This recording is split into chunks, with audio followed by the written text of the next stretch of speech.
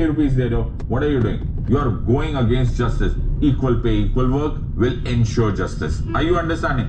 So what are we trying to do? We are always ensuring justice.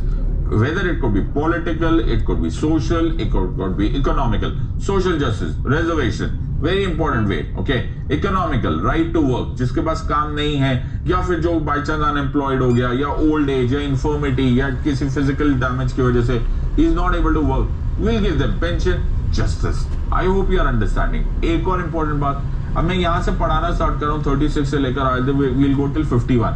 देखा जाए तो सब लोग क्या ठीक है, 36 ये है, 37 ये है, 38 सोशल ऑर्डर है, 39 इनइक्वालिटीज है, ये है सबको, 40 है पंचायती राज है, न्यूट्रिशन ले लो, ये ले लो. अल्टीमेटली क्या कर रहे हो? Ultimately you are doing welfare. इसीलिए वेलफेयर वर्ड को कीस्टोन बोला गया.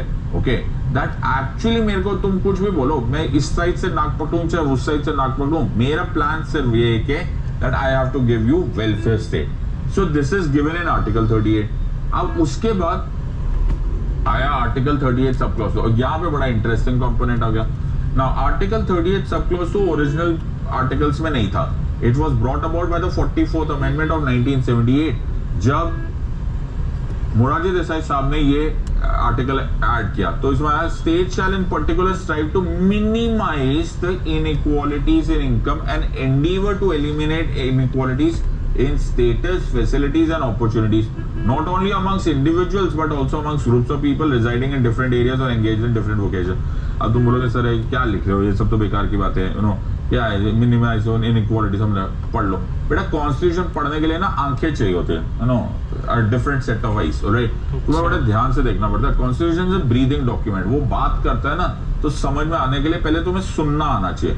बड़े प्यार से बोल दिया जाता है और समझ तुम्हारे लॉन्ग स्टैंडिंग इफेक्ट होता है. तो जब मोरारजी भाई ने ये लिख लिया ना, तो मोरारजी भाई ने ये लिखवाया तो उन्होंने लिखा eliminate inequalities in income. Okay, और द पॉइंट हियर इज और minimise the inequalities in income और एलिमिनेट इनइक्वालिटीज इन स्टेटस. भाई तुम्हारे पास 100 करोड़ है, मेरे पास 1 करोड़ है. ओके, एक के पास 1 लाख रुपए है. तुम इसको मिनिमाइज कैसे करोगे? How will you remove inequalities? बड़ा सिंपल है. जैसे ही तुमने आर्टिकल 38 सब क्लॉज 2 किया ना, तो हमने टैक्स रेट्स